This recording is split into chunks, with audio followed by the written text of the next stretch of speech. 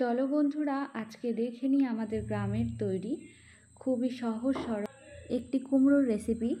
এটা আমাদের গ্রামে প্রায় বাড়িতেই তৈরি হয়।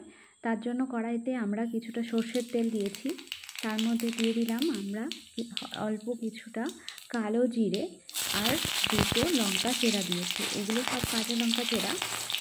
দেখছেন খুবই ছিটে ছিটে আসছে, ফোনের অবস্থা তো খুবই খারাপ হয়ে গেছিলো, যার জন্য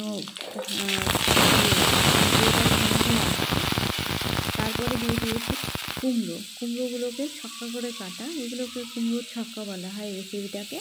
তো তার মধ্যে দিয়ে দিলাম কিছুটা লবণ, কিছুটা হলুদ। এবার আমি সুন্দর করে এটাকে নাড়িয়ে ভেজে নেব।